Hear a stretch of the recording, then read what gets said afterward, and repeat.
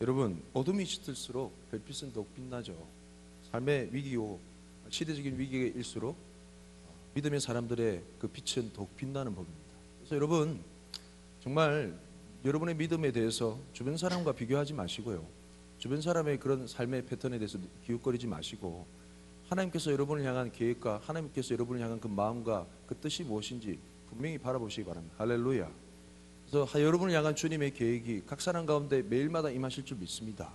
그래서 여러분을 향해서 영향력을 드러내시고, 이 시대 가운데, 이 위기의 시대 가운데, 위기의 대한민국 가운데 하나님께 들어쓰시는 주님의 놀라운 계획 가운데 사로잡히시기 바랍니다. 그게 여러분의 생존의 삶의 목적이에요. 그래서 정말 어둠이 짙을수록 별빛이 환하게 빛나듯이 위기의 시기 가운데 여러분이 어떤 캐논, 잣대가 되시고요, 어떤 기준이 되시고 소망의 시작이 되시고요, 여러분이 많은 사람을 이끌 만한 그런 표적이 되어 주셨으면 좋겠습니다. 할렐루야. 거제에서 선한 것이 날 수 있겠느냐? 예수 그리스도 안에 날 수 있습니다. 믿습니까? 예, 우리 옆 사람한테 인사합시다. 예수 안에서 날 수 있습니다. 시작. 아멘. 예, 14절 말씀 같이 한번 읽어볼까요? 시작. 이미 명절의 중간이 되어 예수께서 성전에서 올라가사 가르치시니, 예, 이미 명절의 중간이 됐습니다. 요한복음 보면 이 명절 기간을 3등분으로 나눠요. 명절 시작할 때, 그리고 명절의 중간쯤, 명절의 마무리할 때쯤. 그래서 걸쳐가지고 이렇게 설명을 합니다. 이 명절이 어느 때냐면 초막절이라 나와 있습니다. 앞부분 말씀에. 초막절 절기가 되었을 때 예수님께서 성전에 올라가사 가르치셨습니다. 드러내어 가르치지 않고 은밀히 다가오셨는데 성전에서 그의 말씀을 전하신 거죠. 예수님에 대해서 그 당시에 많은 사람들이 호불호가 분명히 갈라졌어요. 어떤 사람들은 예수님을 좋아해서 팬이 되었고요, 어떤 사람들은 예수님을 대항해서 대적하는 무리가 됐습니다. 두 사람 다 온전치 못한 그런 상황이었어요. 예수님을 대해서 좋아하는 사람들의 무리도 온전한 믿음이었을까요? 아니었을까요? 온전한 믿음이 아니었어요. 예수님에 대해서 대적하는 사람들도 그들이 합당하게 합리적으로 예수님을 대적했을까? 아니었습니다. 그에 대한 절정의 시기에 이른 그 대목이 바로 오병이어의 사건이 있은 이후에 내가 생명의 떡이다라는 어려운 말씀을 전하시고 난 다음에, 이 말씀 정말 어렵다 하면서 쫓아다니던 제자들이, 수많은 제자들이 떠나버렸어요. 제가 그런 의미에서 말씀드리는데, 교회는 사람을 모으는 곳이 아닙니다.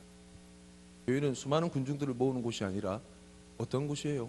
예수님을 만나는 곳입니다. 믿습니까? 여러분 모두가 예수님을 만나는 곳이 바로 교회입니다. 뭐 적절한 사교 모임, 즐거운 행복한 모임, 삶의 유익과 위로를 얻는 모임, 그게 아니에요. 예수님을 만나셔야 돼요. 이 요한복음이 어떻게 이 읽는 독자로 하여금 어디로 계속 끌고 가는가? 말씀이신 그분을 믿는 믿음에 대해서 계속 좁혀가요. 야, 제대로 믿고 있어? 제대로 믿고 있니? 계속 좁혀갑니다. 말씀이 처음에는 쉽게 이렇게 다가왔다가, 아버지께서 내게 오게 한 자는 내가 한 명도 잃어버리지 아니하고 다 그들을 영생에 이르게 하겠다는 소망의 메시지를 시작하는데, 갈수록 이게 좁혀져요. 제대로 믿고 있느냐? 그런 의미에서 오늘 말씀 한번 같이 살펴봤으면 좋겠습니다. 명절의 중반쯤이 되었어.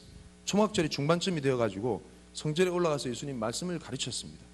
그 말씀에 대해서 유대인들의 반응이 15절에 나옵니다. 15절 말씀 읽어볼까요? 시작.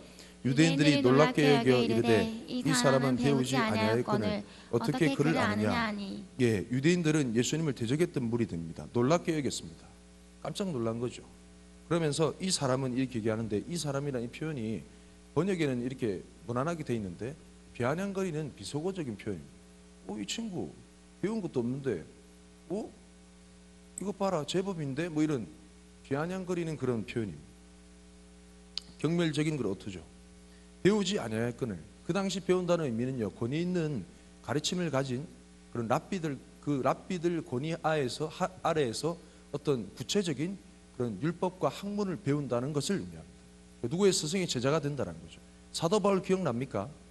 사도 바울이 가말리엘 문화에서 배웠다 이렇게 얘기하죠. 그 사람이 그 사도 바울의 스승이었다라는 의미입니다.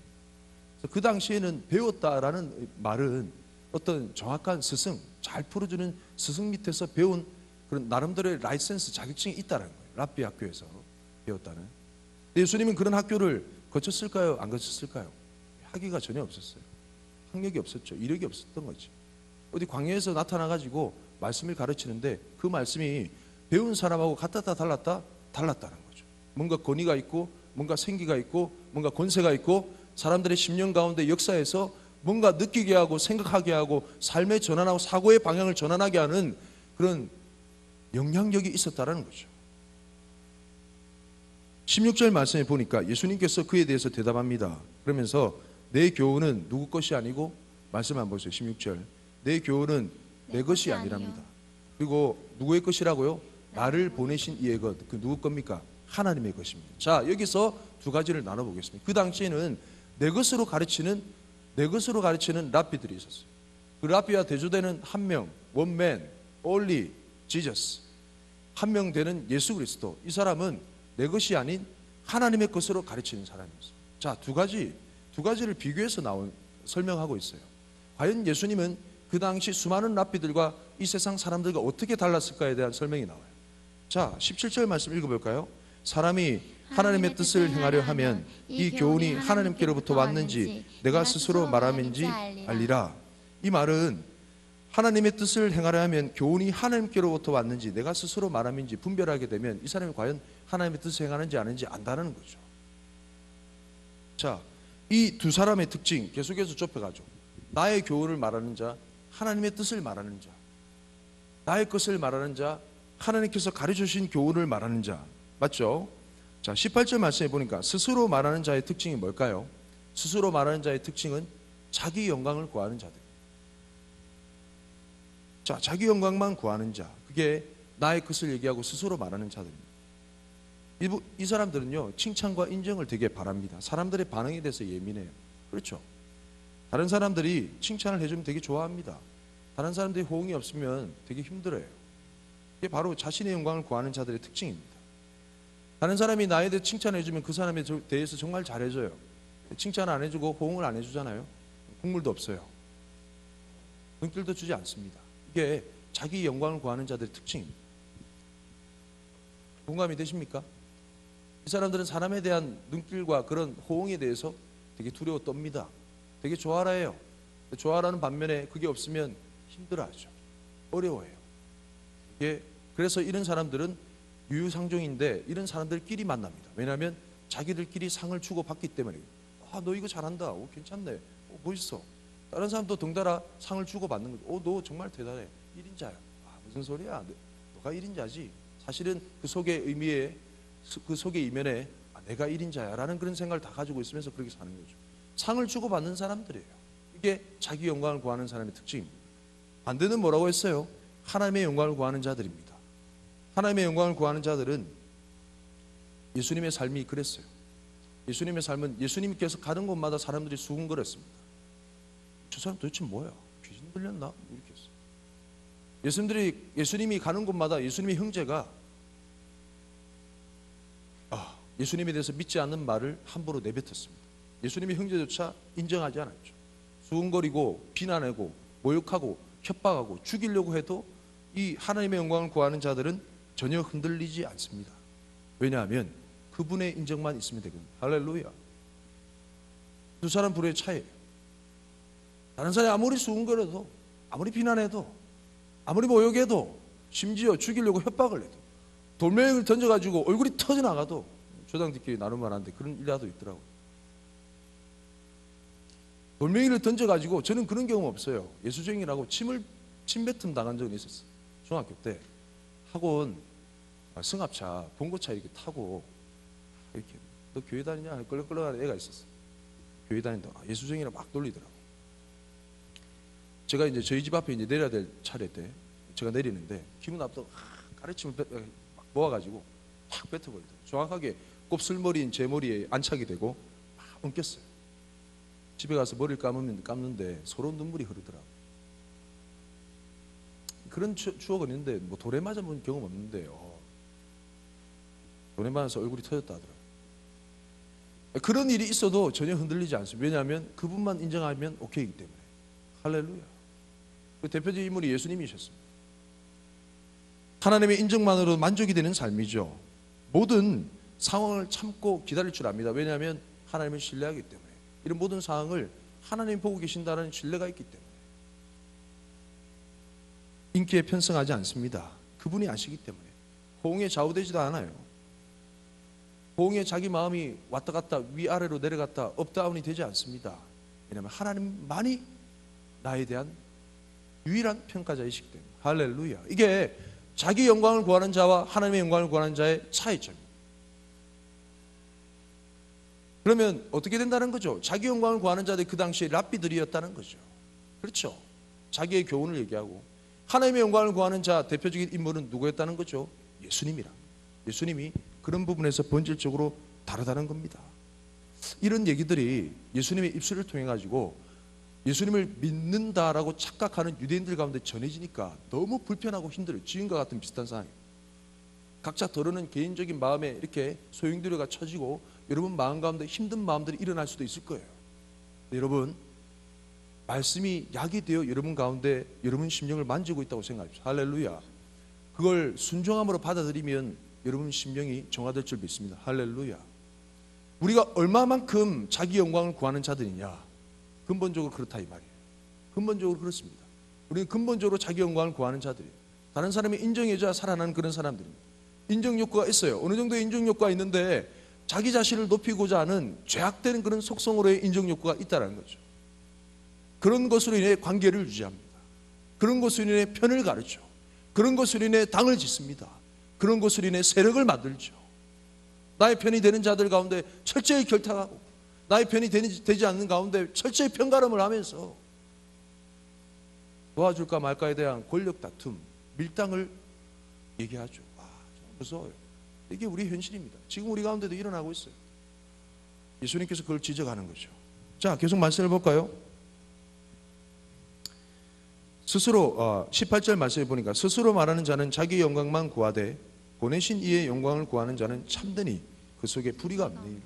하나님의 영광을 구하는 자는 그 속에 어떤 시기와 질투와 미움에 대해서 자유합니다. 왜냐하면 그분만 인정해 주시면 되기 때문에. 다른 사람이 수군거리고 비난해도 그 사람에 대한 참 신기해요. 미움이 일어나지 않아요. 제가 중학교 때 집단 폭행을 당한 적이 있습니다. 제가 예수를 믿는다는 이유로, 죄송합니다, 재수 없지만 공부를 잘한다는 이유로 학원에서 집단 폭행을 당했어요. 형님들이 막 오두컴컴한데 부르더라고. 아, 그래, 데이트 좀 할까 형님들하고. 어깨동무하고 막 끌고 가더라고. 두드려 맞았습니다. 집에 가서 이제 얼굴이 막 2배, 3배로 퉁퉁 부은 저희 얼굴을 보고 저희 어머니 기겁하시더라고요. 참 신기한 게 그때가 제가 중학교 2학년인데 제 입에서 나온 말이 어머니 그 형들을 위해서 기도합시다, 이런 얘기가 참 조수겠죠. 희한하죠. 제 마음이 아닌 것 같아. 속으로 미웠죠. 근데 저분들의 마음이 이해가 되더라고. 얼마나 시기 질투가 일어났습니다. 어느 마음속에 참을 수 없는 마음들이 일어났습니다. 저렇게까지 했을까? 저렇게까지 해서라도 풀어야 했을까? 라는 그런 생각이 중학교 2학년 나이에 들더라고요. 희한하죠. 주님 주신 마음인 것 같아요. 상관이 없어요. 그 다음 날 웃으면서 바로 학원 갔어요.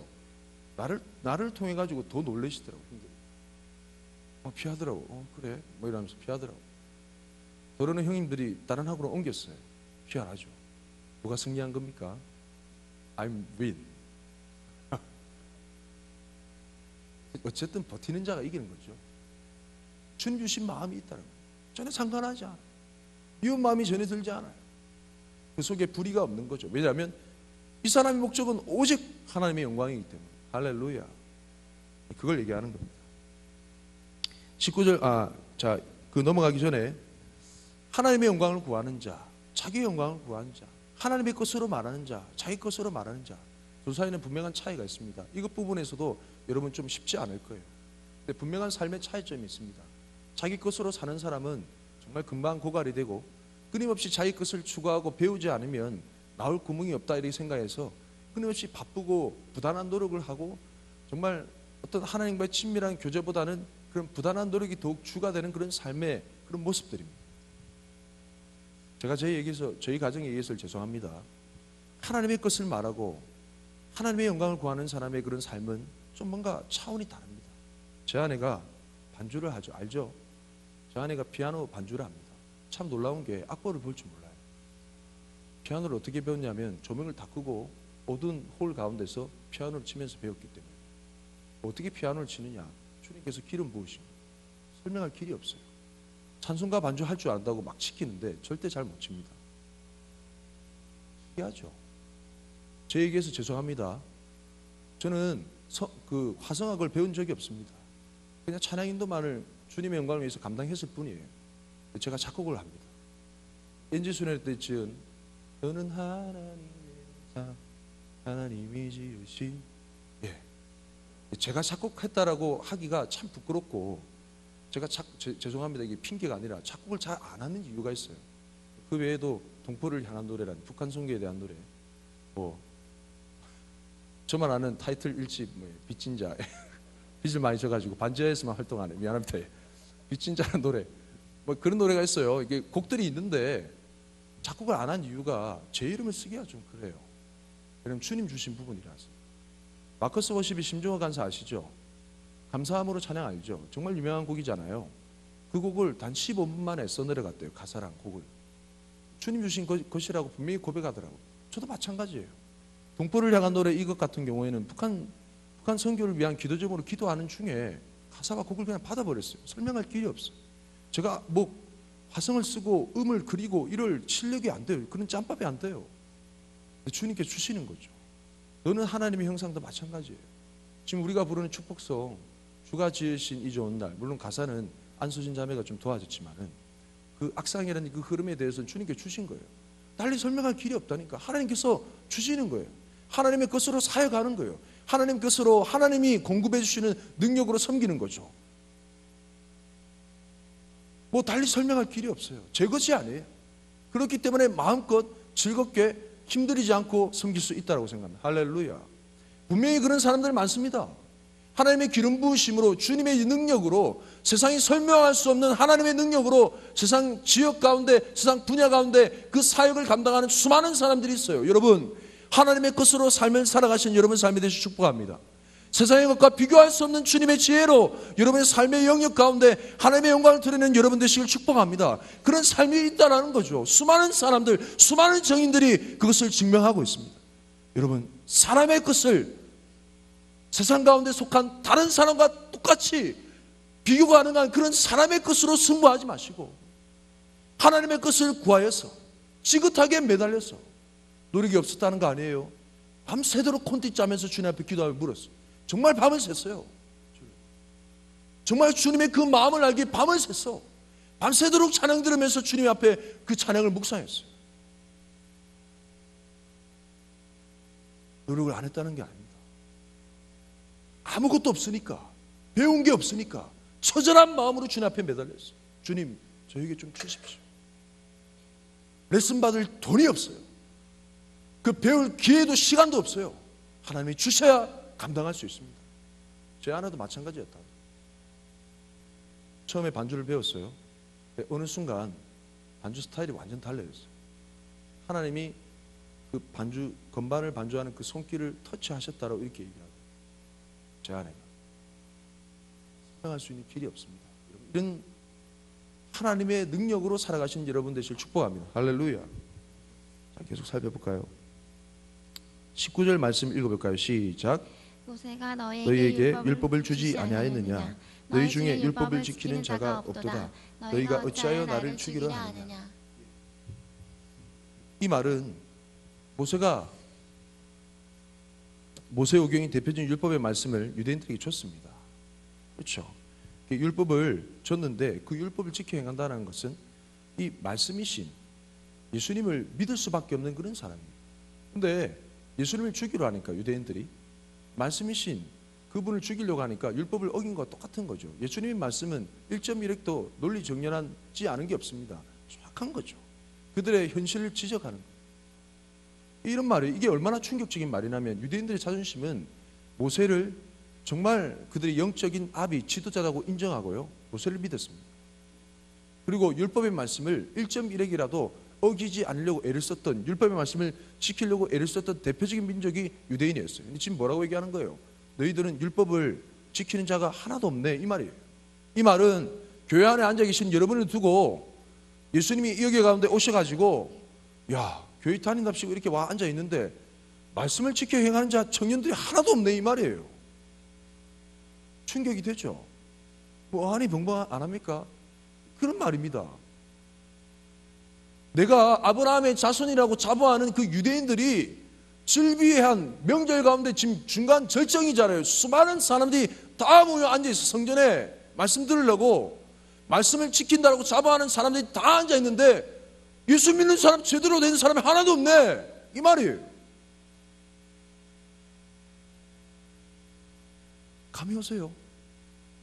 이 말씀이 좀 이렇게 들려야 됩니다. 신동은 회장도 뭐 별 수가 없네, 뭐 이런 상황이야. 심지어 최병훈 목사, 네 어떻게 된 거야? 사건이야? 뭐 이런 상황이죠. 충격적인 이 충격요법이 이해가 됩니까? 그 말씀 듣는 사람의 라비가 없었을까요? 장난 아니다, 그쵸? 왜냐하면 그들이 예수님을 죽이려 했기 때문에. 20절 다시 한번 읽어봅시다. 시작. 무리가 대답하되 당신은 귀신이 들렸도다. 누가 당신을 죽이려 하나이까? 정말 무례해요. 예수님 정상이 아니시네요, 이 말입니다. 정상이라면 그런 얘기 합니까? 충분히 그렇게 되들 만하죠. 왜냐하면 자기들은 어려서부터 율법을 잘 지켜가지고, 어려서부터 교회 잘 나왔고, 어려서부터 교회 짬밥에 이골이 나 있고, 어려서부터 교회 돌아가는 건 눈치 하나로 다 알아채는 그런 자들이란 거예요. 다 알아, 설명 안 해도. 근데 너 예수 안 믿네 이러니까 받아들여지지 않는 거죠. 좀 감이 옵니까? 감이 와요? 이런 상황이 계속 좁혀가요.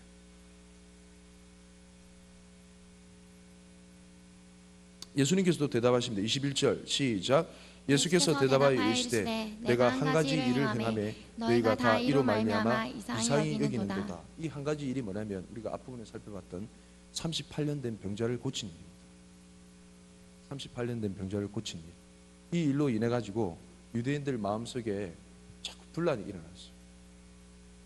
무슨 분란이냐? 이 38년 된 병자를 고친 날이 안식일이었거든요. 안식일을 어겼다라고 비난하는 무리들이 많았죠. 그리고 병자를 고쳤다 해서 그 기적을 믿는 사람들 막 분쟁이 일어났어요. 대표적인 유대인들 지도자들은 안식일을 어겼다 해서 예수님을 비난하며 죽이려고 합니다. 이것 때문에 지적하는 거죠. 자, 계속 살펴봅시다.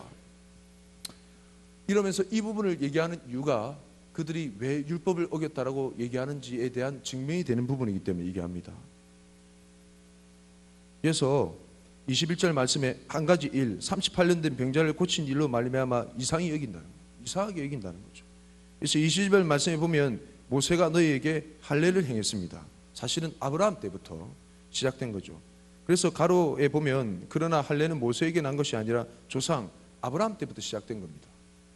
그러므로 너희가 안식일에도 사람에게서 할례를 행하느니라. 안식일이라도 이 안식일 규정 위에 있는 것이 그 당시 할례 받는 거였어요. 참 놀라운 건 제가 미리 말씀드린 참 놀라운 건 랍비 문헌에 보면 할례에 대한 얘기도 나오고요. 이 할례란 것이 정말 중요한 것인 만큼 안식일의 규정 위에 있는 것이 분명하다라고 한 말 뒤에 보면 그러면 정말 이 안식일에 온전하게 되어야 할 사람의 몸이라면 얼마나 더 중요할까라는 내용이 랍비 문헌에 나와 있어요. 그 당시 선생들의 문헌에. 그 말은 사람들의 몸이 이 안식일의 규정보다 더 중요하다는 말이에요? 덜 중요하다는 말이에요? 더 중요하다는 말을 그들 스스로 인정하고 있는데 이걸 부인하는 거죠. 규정 때문에. 희한한 말이야. 자, 그런 의미로 안식일에 할례를 행하는 거죠. 자, 23절에 보면 모세의 율법을 범하지 않으려고 사람이 안식일에도 할례를 행하는데 내가 안식일에 사람의 전체 몸, 할례라는 것은 남자 그 성기 표피를 일부분 베어내는 일부분에 대한 내용. 이러면서 하나님의 약속의 백성이 되겠다는 거예요. 그 정도가 아니고 이 38년 된 병자는 누워있고 살아있으나 산 송장과 같은 전신의 고침이 필요한, 전신의 회복이 필요한 그런 상황이에요.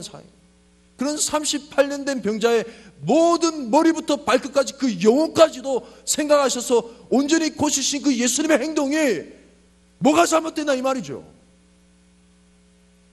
이해됩니까? 그러므로 당신들 예수 안 믿고 있는 거네 이 말입니다. 자, 이 말씀에 대한 해결이 무엇일까? 오늘 지금 얘기하신 예수님의 말씀을 통해서 우리가 받아 누리고자 하는 그 본심이 무엇일까? 그 하나님의 본심이 이 시간 이 말씀에 대한 주제입니다. 여러분, 마음이 쉽지가 않지요. 저도 동일해요. 이 말씀 묵상하면서 너무 힘들었어요. 다른 분 설교 말씀을 듣는데 한 가지 비유가 제 마음에 들어왔습니다. 하나님의 본심이 무엇일까? 한 분 목사님이 계셨어요. 목사님의 아들이 있었어요. 목사님의 자녀라면 참 부담이 많이 되잖아. 그 네임밸류 자체만으로도 목사 아들. 이 목사 아들이 어린 애인데 거짓말을 했네. 들통이 났어요.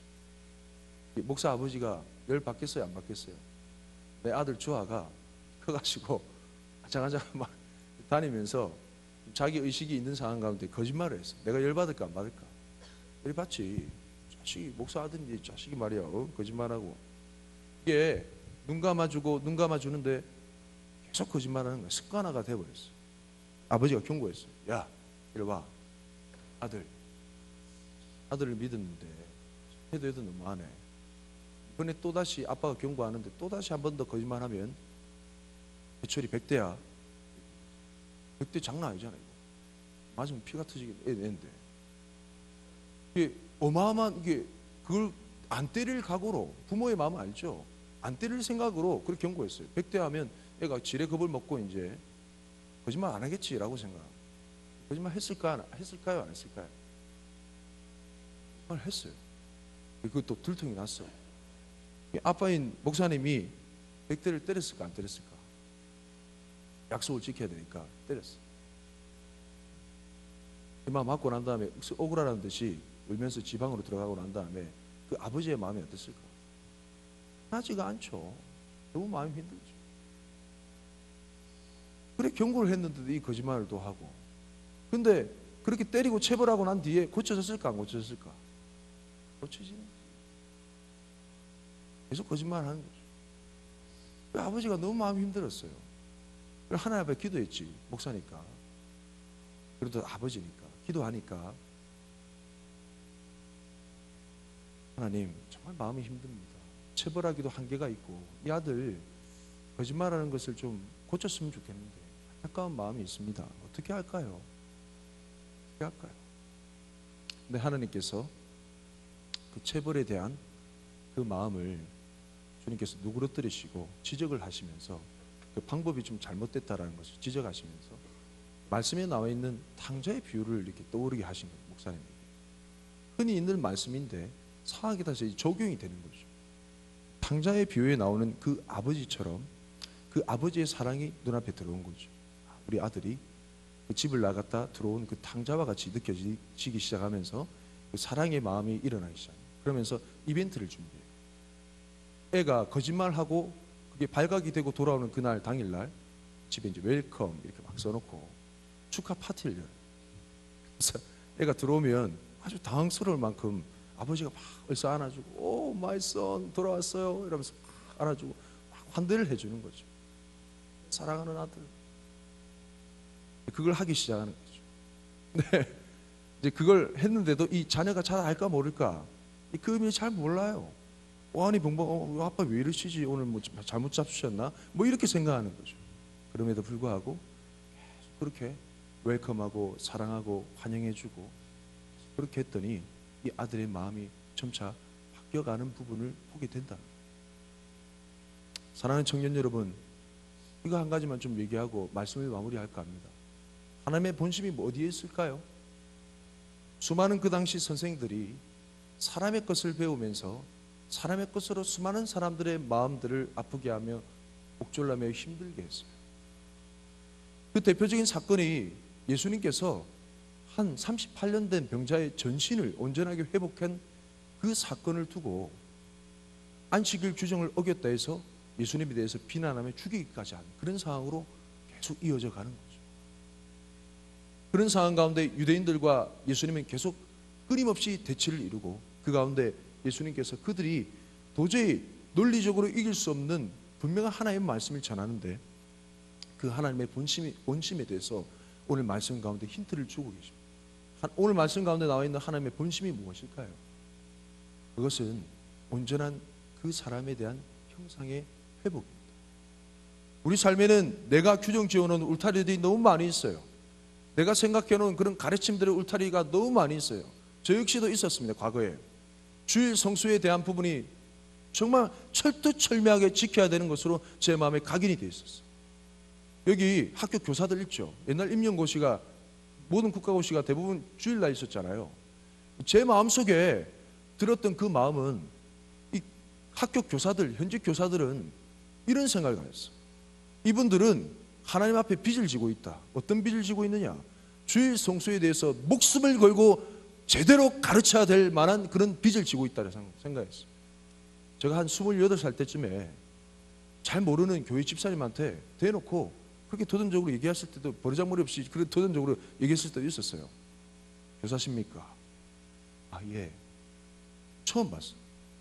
그러면 주일날 시험 치셨겠네요. 아, 그렇죠. 예배는 드렸는데 그래도 온전한 주일 성수가 아니잖아요. 28살이었어요. 선생님은 빚을 지고 계십니다. 아, 장난이 진짜 와 정말 무서워. 내가 지금 생각해도 와 치가 떨려요. 그때 제 병은 너무 싫어. 그래서 좀 결혼을 미안. 예. 선생님은 주일 성수에 대해서 목숨을 걸고 가르쳐야 될 그런 빚을 지고 계시네요. 뭐 이랬어. 장난 아니죠. 눈을 생각해도 자신만의 울타리가 다 있어요. 그러면서 그 울타리 가운데 들어오지 않은, 그 기준 가운데 들어오지 않은 수많은 사람들을 암암리에 정죄하고 비난하면서 왜 원리 원칙을 어겨? 라고 비난하면서 자기 나름대로의 정죄를 가지고 사람들을 판단하는. 제가 이 말씀을 준비하는데 주님께서 주님의 마음을 보여주세요. 너무 부끄럽습니다. 제가 그 정도밖에 안 되는 마음을 가지고 있다는. 한 기점 이후로 주님께서 이런 마음을 주셨어요. 기도하는 가운데 영혼아, 같은 청년의 울타리 안에 있는 영혼 말고 울타리 밖에 있는 영혼도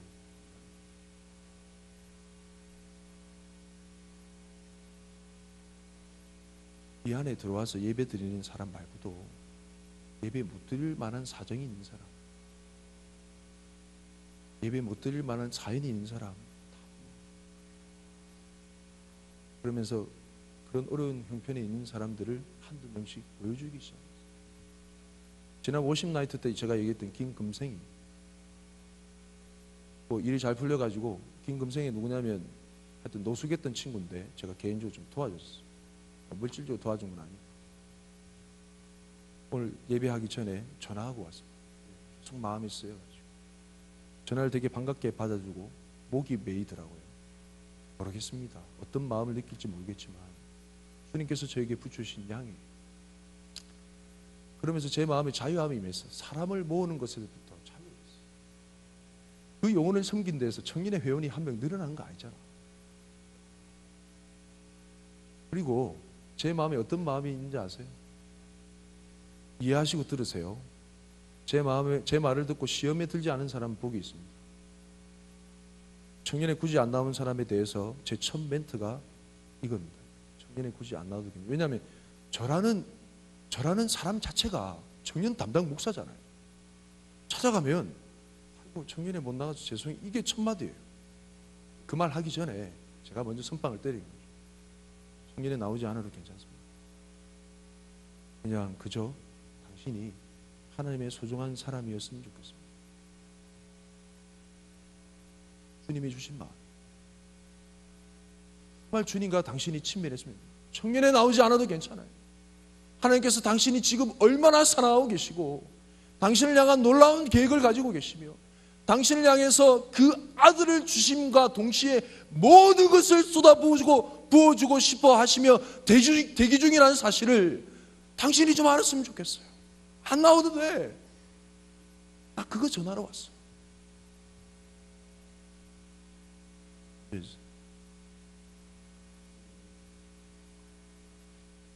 주님 그냥 가만 있어서 그거 말고 찬양하세 후렴 있잖아요. 예수보다 더 큰 사랑. 천천히 좀. 여러분 가지고 있는 울타리가 무엇입니까? 여러분이 가지고 있는 마음의 한계가 무엇이에요? 예수님이 원하시는 여러분을 향한, 이 공동체를 향한 주님의 본심, 그 마음, 그걸 알 때 여러분 주일